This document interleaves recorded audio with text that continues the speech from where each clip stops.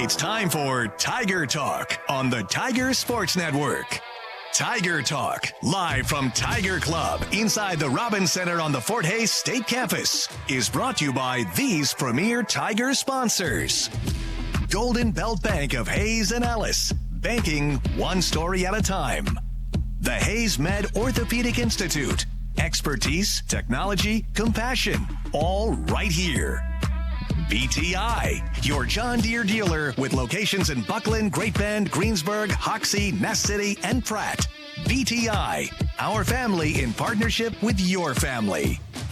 Eagle Radio, Hull Broadcasting, and HayesPost.com, keeping our community connected. And The Taco Shop. Order by phone or use the Taco Shop app. Dine in, pick up, or delivery. The Taco Shop. You've never had it so good. Now, Tiger Talk with the voice of the Tigers, Gerard Wellbrock. And a good afternoon and welcome into the latest edition of Tiger Talk. We're live at the Robins Center inside the Fort Hays State University campus, part of Tiger Club. And we're certainly glad to have everybody joining us today. And we'd love to hear from you. You can send us a question. Go to the FHSU Athletics website. Click on Fans. You'll get the drop down. You'll see Ask the Coach. If we use your question, a chance to win a Fort Hays State basketball T-shirt. We're going to be mixing up the order a little bit. Tiger basketball heading on the road today. They'll be at Rogers State in Claremore, Oklahoma to play tomorrow night. So we're going to have Mark Johnson go first here in just a little bit. Then we're going to have Jason McCullough, track and field coach, talk about the start of the indoor season. And then Eric Wentz, the head men's wrestling coach, will join us. He'll be the anchor leg of the program here today. No Talia cars. The women getting ready to head their way to Claremore, Oklahoma, as Fort Hays State begins some big road games here, really the next 2 weeks of road games. Before we get to Coach Johnson, let's go ahead and get you up to date. Since we talked to you last, we mentioned the women. They split at home last weekend, lost that tough 1-pointer to Missouri Western on Thursday. Came back to beat Northwest Missouri State 84-60 Saturday, so they're now 14-2, 5-2 in the conference. Dropped 4 spots to number 11 in the D2 coaches poll. They fell out of the media rankings. They're the highest vote getter, not in the top 25. The men get the sweep, beat Western 61-50 Thursday, and then held off Northwest 72-65 on Saturday. They're 12-4, also 5-2 in the conference, as we mentioned. Big 4-game road swing starting tomorrow in Claremore against Rogers State. Saturday afternoon, Central Oklahoma. Then the following week at Washburn and Central Missouri. So big swings for both squads. Wrestling. The women were at the York Invitational Saturday. 12 of the 19 who competed placed. Piper Cadden, in her first action of the year after missing the first semester, wins the 131-pound weight class. 5 wrestlers finished in second place. And the women are ranked 21st. First time they've been ranked in the country in the NCAA. Nicole Moore, 9th at 138. Lexi Lopez, 10th at 124. They're off this weekend. And then at the University of Sioux Falls next Wednesday. And, of course, big news for women's wrestling. NCAA approving a championship for all 3 classes in the NCAA. So Division II, starting next year, will have their own national championships. The men were in Minnesota. Went 1-2 in 3 duels. They lost to Wisconsin-Eau Claire 32-16, beat host Southwest Minnesota State 28-14, then lost in tiebreaker criteria to Minot State 22-21. Terrius Henry up to number 11 at 197 in the latest coaches' rankings. And the men back at home Sunday. They'll host Newman at 2 o'clock at Gross Memorial Coliseum. Indoor track and field, 5 national qualifying marks, a couple of victories at the Washburn Rust Buster on Friday. Jacob Clark takes the pole vault. Christian Dara wins the 3,000 meters. Tigers will be at the Rumble in the Jungle, hosted by Pittsburgh State on Friday. Again, we'll talk some men's wrestling with Eric Wentz toward the end of the program. Jason McCullough will join us soon. Right now, we're going to take a break. When we come back, we'll chat with Fort Hays State men's basketball coach Mark Johnson. Kansas Department of Transportation and the Drive to Zero Coalition invite you to join Fans with a Plan. If you're going to be drinking, always designate a sober driver. Basketball coach Mark Johnson next. This is the Tiger Sports Network, built by PwC. He bobbles it to the 10-5, touchdown. Into the edge, and Hayes High's going to win this football game. Johnny Rigler is on the spot. Fire up the 3, and fake it home as it swirls. Launches a 3, bang, nothing but net. It's dropped in left field, and we are tied as 5 touchdowns. He didn't get that. Hayes wins in overtime.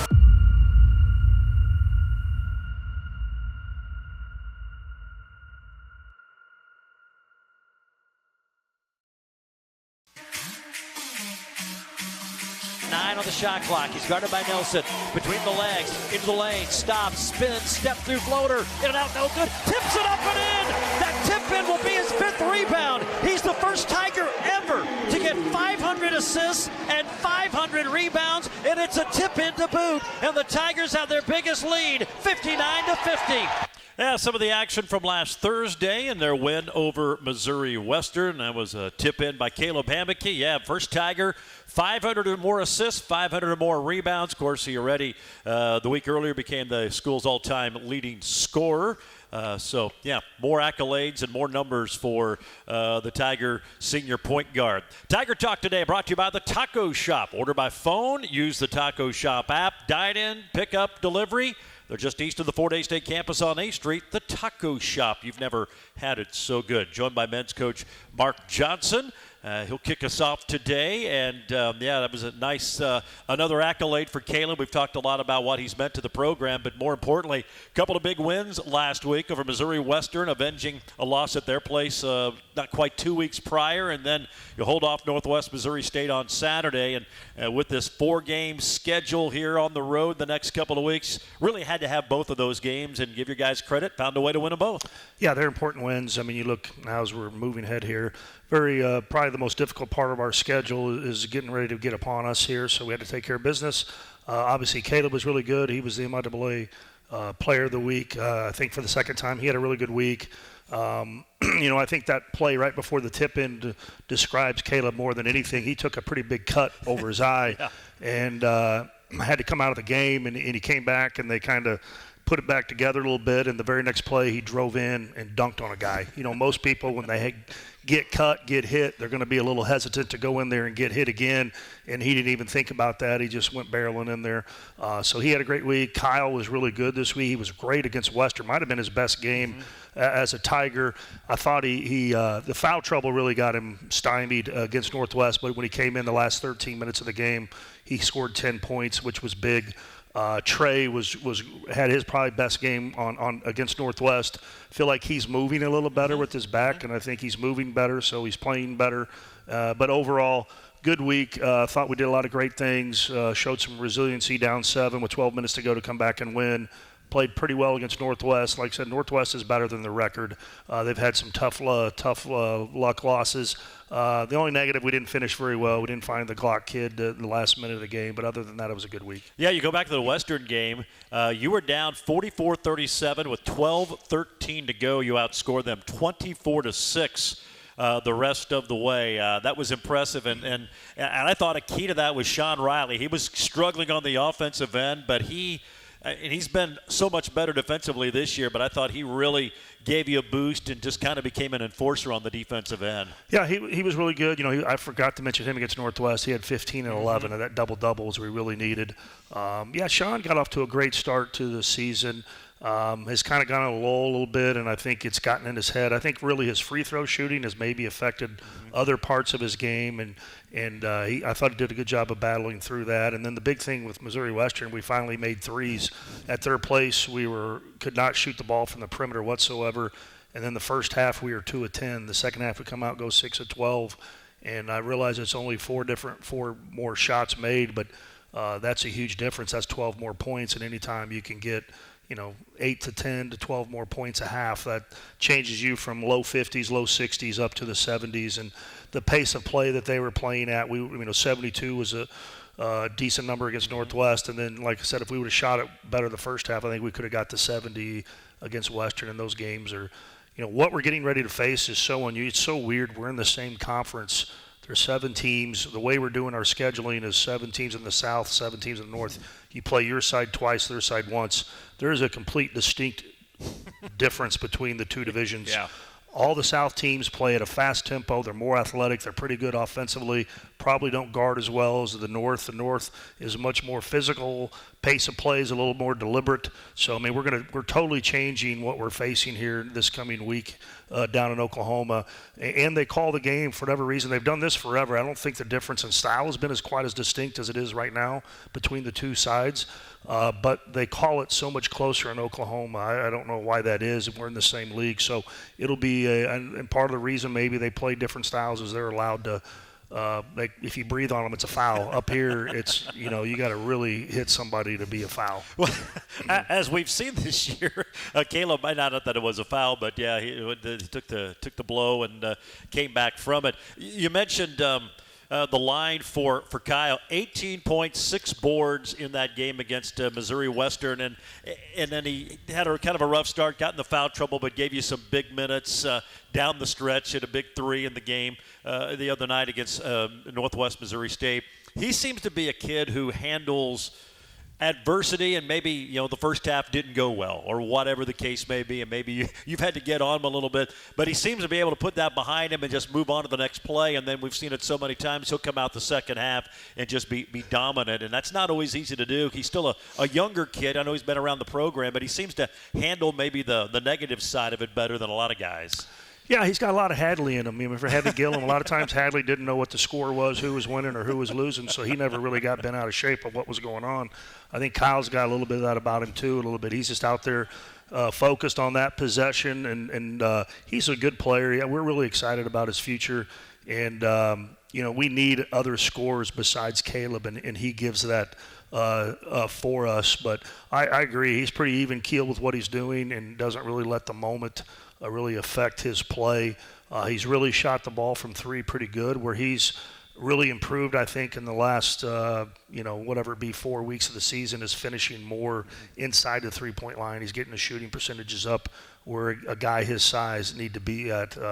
But he we're hoping for a strong finish from him for sure. You mentioned Caleb's dunks. When he dunks, it's fun because he's a smaller guy, and it just looks so much more impressive. But one thing when Kyle dunks, I mean, it's with authority. I mean, he shows his strength and his toughness there. It's kind of fun. Yeah, no, Kyle's a big physical kid, and he goes with authority when he gets there. And he's an athletic kid getting off the ground and explosive like that. And anytime we have recruits in, like in the spring, and their parents are there, I would always say Kyle's the one that they're like, oh my gosh, who's that? Because you see Kyle do a 1-on-0 drill where there's no defense, and he comes flying in there and dunks it with what how he physically looks. It's a pretty impressive person. Well, Tigers getting set to hit the road. Big game tomorrow night in Claremore. We'll take a quick break, and then we'll get a preview of that and then let Coach get on his way. Need a reminder, you can look your best on Tiger Game Day with official Nike gear from BSN Sports and the Sideline Store.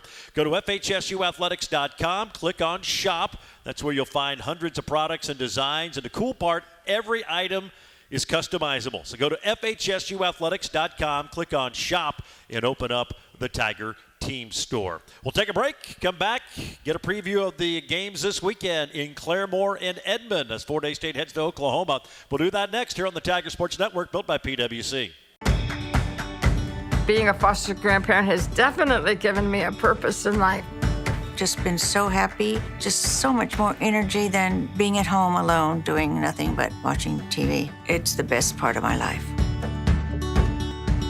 Best part of being a foster grandparent volunteer, watching the light up in the kids' eyes. I'm living again, and the foster grandparent did that for me.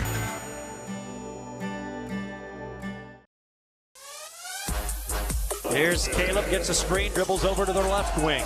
He'll attack with 8. In the corner, Davis. Trey for 3. Bang! He buried it. Trajan Davis with 16 points. A big-time 3 and a timeout by the Tigers with 54 seconds to go. And Fort Hays State leads 68-61.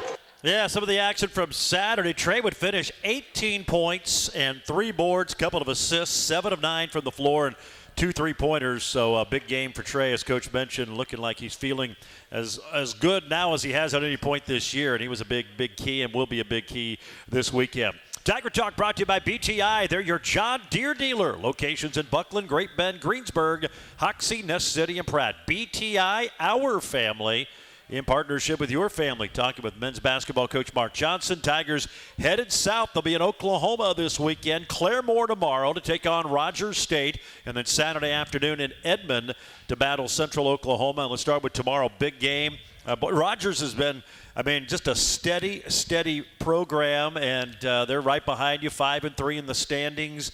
And you've never won in Claremore, never won down there, and it's been a tough place to play, and hopefully can turn that trend around tomorrow night. Yeah, Justin, he does as good a job as anybody in the conference with his program. They've always been really good at home. We've tried it like last year we made a huge deal about never winning there, and B and Elijah's last year, we got to get a win. And that didn't go so well either. That's the worst loss. We've tried it different ways. So, we've tried to, not really get involved with that this time around and just talked about next game and do what we got to do. But they're 14-6, a good team. They're athletic. They shoot the ball from three pretty well. So, we're going to have to, again, today's game, you got to find a way to contest threes, make it hard for them from three without giving up layups. You can't get so spread out, taking away the three that they're just laying it in on you over and over. So, that's the key to defense today's world, and we've been able to do a fairly good job. Last year there was two teams we just could not guard. Obviously Pitt State, every time we played them, they just we couldn't stop them. And I thought Rogers was we only played them once, was really the only other team that we just struggled to score or defend them. And our guys the last however many years we haven't struggled to stop very many people, but Rogers and Pitt are the two teams we've had difficulties with. Well, hopefully can figure that formula out tomorrow, because you start looking and we're late January, still a lot of basketball to go, but you start looking, there's a big jumble group of teams trying to somewhat keep pace with Washburn, who I think right now obviously is a clear-on favorite to win the MIAA, but there's a lot of teams within a game or two right there, and these are all going to be teams that are going to be in that mix you're going to play here for the next few weeks. Yeah, this week or really the next 2 weeks when we come back from this 4-game road swing, what we're playing for when we get back. Is it just, make the conference tournament, you got at-large things, and that's the frustrating thing with our group. They deserve so many, whatever. It's just frustrating. Massey ratings are very similar to rank. We're 14th in the nation, but that puts us tied for 5th and 6th in the region. And that doesn't even factor in the GAC gets an at-large bid. So here you are, 14th in the country, and you're barely, in the NCAA tournament. It's just until this changes, it's never going to change. But it's very frustrating for our players.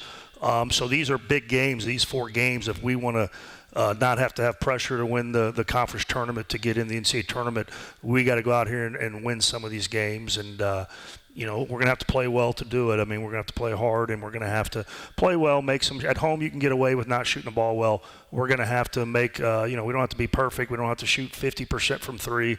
But these are games we're going to have to make – 35% or better from three, I think, if we expect to win. And real quick, UCO, they've got some new faces, kind of a transition year for them a little bit, but they've shown some life, got a big road win their last time out. They'll be a challenge, and they're always tough at home. Yeah, their talent level is fine. I think they brought in a lot of transfers that transferred back home. I think just the cohesiveness as the year goes on, I think they're slightly getting better. They had a big win. Was it at Pitt yes. On Saturday, which Pitt was kind of rolling there. The talent level is really good, and Coach Hoffman, again, does a really good job. So I think they're getting better as the season progresses, and that's always been a challenging place to play also. Yep, should be a lot of fun. Tomorrow night, Rogers State, Saturday afternoon, the Broncos of Central Oklahoma. Coach, appreciate you going first. We'll let you get on the road, and looking forward to see you tomorrow night in Claremore. All right, thanks, Gerard. There you go, Mark Johnson, coach of the Fort Hays State Tigers. 5:30, 7:30 tomorrow night, Fort Hays State and the Rogers State Hillcats. Tiger Talk brought to you by the Hayes Med Orthopedic Institute, the most comprehensive orthopedic care in Western Kansas. Let the experts at Hayes Med Orthopedic help you move freely. Learn more at hayesmed.com/orthopedics. More Tiger Talk straight ahead on the Tiger Sports Network, built by PwC. That was another legend on 99 KZ Country. And yes, before that, we had a brand new artist. Your home for today's stars and the legends. We play real country. I'm Teresa Trapp. Weather, news, sports, it's all here. We're on Facebook, and there is a listen live link at hayespost.com. Dial us in on your radio at 99.5 FM. KHAZ, Real Country. 99 KZ Country. 6 to shoot. Rieger way out of the perimeter. Finds Sepp. Guarded 3. Blocked by DeGarmo. Taken away by Wilborn. Back to DeGarmo. She'll dribble in. Step through Euro. Step. She scores it with the left hand and is fouled. And a chance for a three-point play. What a job by DeGarmo to block the 3, and now she'll have a chance for 3 on the other end. Yeah, some of the action from the Tiger women in their frustrating one-point loss to Missouri Western on Thursday of last week. They'll be in action tomorrow, 5:30 in Claremore against Rogers, and then a 1:30 tip for the ladies, 3:30 for the men Saturday at Central Oklahoma. We're going to shift gears here a little bit and talk some track and field. We're going to have the track coach do the middle leg and not the anchor leg. We'll let the wrestling coach do the anchor leg on the program today. Fort Hays State getting back after it after the holiday break. The Washburn Rustbuster, probably a pretty effective name, maybe the best name for any meet that you'll be in this year. But it looks like you guys and gals got some rust off. 3 provisional qualifiers, had a couple of individual champions. Looked like it was a pretty good day in Topeka. Yeah, not too bad. We could use a few more rust busters for some of our athletes, but it's a pretty good day. We had some national qualifying marks and a couple victories, and we got kind of what we expected for our first meet back. You know, I know we've had Eric Wintz on before, both wrestling coaches, and just talk about when you have the holiday break and you know, trying to stay in shape and do all that. How does that work for track and field? Because for some, I imagine it's maybe a little more challenging to maybe get the workouts you would like to get in if the weather doesn't cooperate, if you don't have a facility like that, or maybe some of the field events. How does that work for indoor track and field? Yeah, it's kind of tough because they get really fit by December, and then they have about 4 or 5 weeks off. And so some athletes, you know, some of the runners can go outside and train, but for some of the power athletes and people that need an indoor facility, you know, some sprinters and jumpers and throwers, it can be kind of challenging if they don't have something at home and if they don't stay here. Let's talk about the meet a little bit. As we said, 5 national qualifying marks, couple of wins. Jacob Clark, let's start with him, wins the pole vault, and we obviously know what he can do, and he's had a great career, and that was a nice start to 2025. It was, and, you know, he was just doing I think it was a 5 or 6 step approach, so it wasn't even a full approach. Wow. And, yeah, he hit 16.6, I believe, is what it was, and that was just on kind of a half approach, and he's doing that just to kind of work on his form, his mechanics, and he'll go to a full approach this week. But yeah, his second time he earned the track and the field athlete of the week, I believe, for the second time this season, and that's quite an accomplishment. And Christian Dara, the 3,000 meters, a champion in that race. Yeah, he had I think he ranks now in the top 4 or 5 in that event for Fort Hays, so that was a good win for him. He's made a lot of improvements since he got here. What about some of the other highlights of the meet? I know Liberty Booker, she had a great performance in the shot put through close to 45 feet. I know we had a lot of sprinters that hit some good qualifying marks. Hayden Albright, I think, hit a qualifying mark in the 60 and the 200, and I think his main event's probably the 400, so he'll be doing that this week. I had some other good events in the distance. Jarrett Fitzenmeyer was right behind Christian. He got second in that 3,000. So I had some pretty good performances, and like you said, as a rust buster, so it's good to get out there in an event like that and shake the rust off, and so that we're ready to go in some of these bigger events. And you'll be in in Pittsburgh on Friday. We'll talk about that a little bit. With indoor track and field, I mean, you have your distance runners. Obviously, cross country is very important, and then you have the outdoor season. What is the approach? For some, is it just, kind of a tune-up to get ready for the outdoor? Do some put maybe more emphasis on the indoor because of some of the different events? How do they you go about this, and how do maybe some of your student athletes go about the indoor season? Well, we treat them both pretty important, but we try to focus on certain times of the year. So the conference meet's going to be late February, early March, and so we try to put a focus on that, and then another focus on the conference meet in early May. So we treat them both pretty important, but like you said, you can't focus on hitting a top-tier mark every single week. It's kind of you're trying to work on different things, maybe work on different events. If you're a 400-meter runner, maybe you're doing the 60 or the 200 at times. If you're a distance runner, maybe you're running the mile. Maybe you're working on different things like Jacob Clark does with the pole vault, with his mechanics. So we kind of target certain meets. The bigger meets where we're looking for good performances, and then we kind of fill in from there. And I imagine for some of those field events, the indoor season is ideal. One, because you're indoors. We've seen some of these springs, and where if you've gone to California, try to get good weather for some of the field events. That's the one nice thing about indoor, I guess. It's a little more controlled. Yeah, it's a little more controlled. There's certain events, that you only do indoors, like the weight throw, the 60 meters. And so the 60-meter hurdles, and then the heptathlon. There's different events, but yeah, it's more controlled. We're not worried about the weather. Like I said last time, I can wear a polo every single meet. There you go. And it's nice as a coach. Once you get to outdoor season, then you're freezing for a while, and then it gets too hot. Yeah, exactly. You have a lot. You'll be in Pittsburgh Friday. You're in Topeka. You've been to Topeka. You'll go back to Topeka. Obviously, those are two of the more premier facilities in not only Division II in the country, and they're kind of right there in your backyard. It does make it a little bit nice to get to compete in those venues. And then obviously with what Northwest has, I think they're hosting the conference this year. But you'll run and compete in those two venues quite a bit this season. We do. We're actually at Washburn 3 times during the indoor season, at Pittsburgh twice, and at Kearney twice. And so, yeah, we go to some of those same venues. They're real nice. The hard part about indoors is space. And so trying to get into meets. So, obviously your top tier athletes get in there, but our developing athletes, it's important to try to get them in the right race to get them in those meets. And so sometimes that can be a challenge because everybody's trying to go to those same meets. Any facility you guys like better? Or, I know they're both a little bit different. They're good. I like to travel to Washburn better, but Pittsburgh, it's a 300-meter track. It's a little bit more open space, and so you feel a little less constrained. You run a little bit faster for the track races on a 300-meter track, I believe. All right, let's talk about Friday, the Rumble in the Jungle, hosted by Pittsburgh State. What are you expecting out of that one? That's a good name, too, isn't it? Rumble it is in the Jungle. So we're kind of targeting a couple meets. So the pit meets we kind of target. So this one and then in 2 weeks. So we're throwing together some pretty good some people in some different events that we really want to get some good performances in because we don't want to waste time on these good tracks. And so, we're going to put together a 4x4. It won't be our best one for this one. That's one that we hope to qualify for nationals. We'll try to do that in a couple weeks when we go back to pit. And then some of the, the sprint events, they have great sprinters at pit and down south. Yeah. So those are going to be some pretty good events, the 60, 200, 400 especially. That should be a lot of fun. That'll be on Friday. Gets underway at 12:30.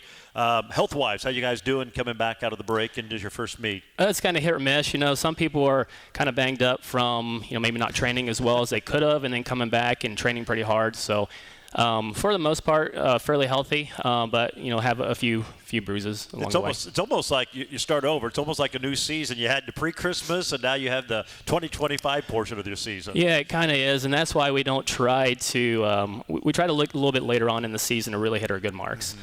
And put together a good relays. Are you excited about what you see? Because I know you've got a blend of veterans, but as you said, a chance to get some of the younger student athletes out there and get them acclimated and get, kind of start bringing them along. Have you liked what you've seen with some of the younger runners and field people? Yeah, so far it's been good. And that's, as a coach, one of the greatest things is to see those young athletes develop.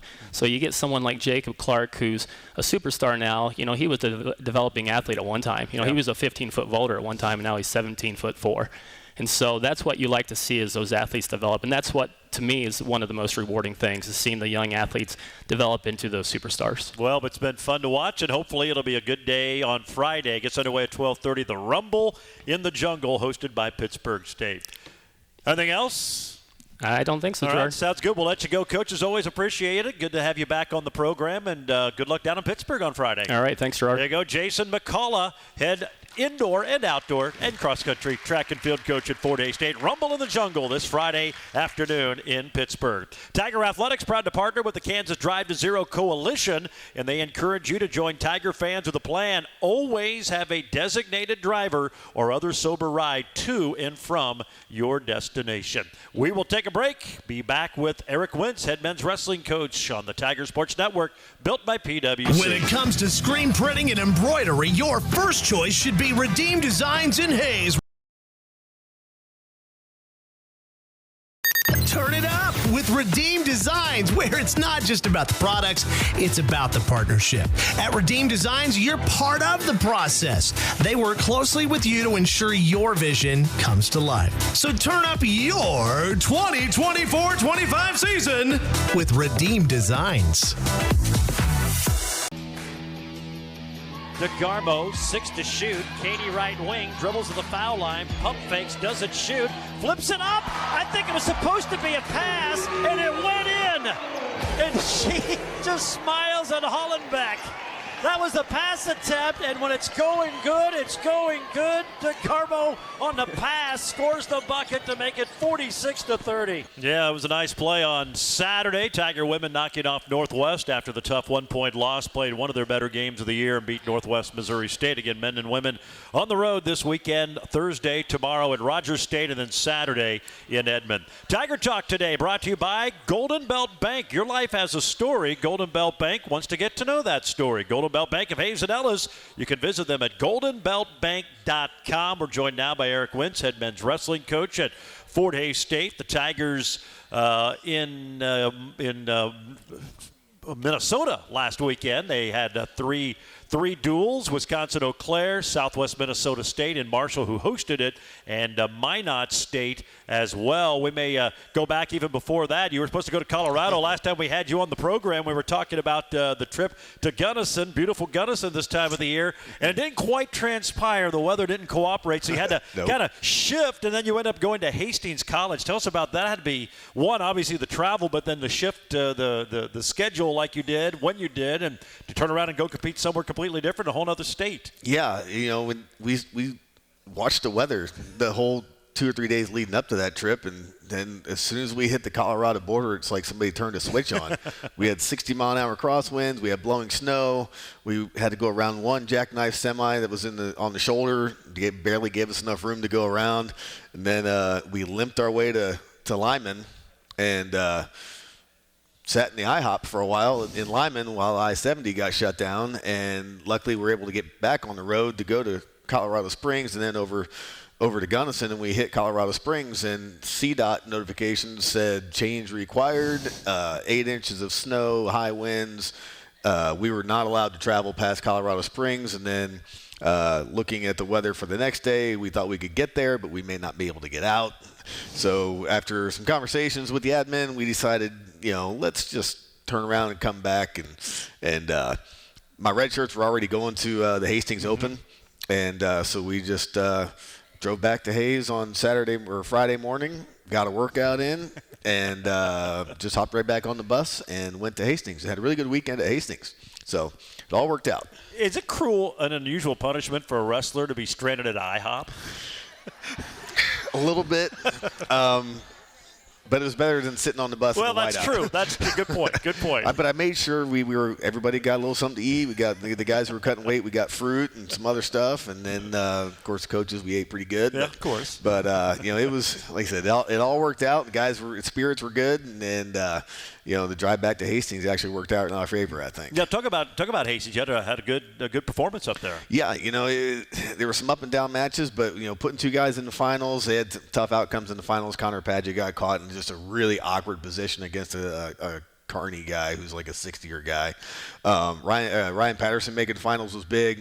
Let's see, Matt Rodriguez made the Conti finals, ended up getting 3rd. Kind of dominated his way. He lost to a really tough Nebraska kid in the semis, who is potentially a starter for them in the next year or two. In Nebraska, Big Ten, top 20 team in the country. And so we got some really good head-to-head matchups with some Division I guys. We beat a couple Nebraska guys, which is that's kind of the point of going to opens. You see a lot of these guys who are second, third string Division I guys that you may not see otherwise, and to come out with a win over some of them is a pretty good day. So A.B. Stokes had a great day. He knocked off a Division I transfer from Kearney, who was in the finals of the Kearney tournament, which is you make the finals at Kearney, you're probably going to place at nationals. So it was a good day for him, and he kind of carried that momentum, and that's what we were looking for. Was we were looking for something to carry momentum into this event up in Marshall, Minnesota.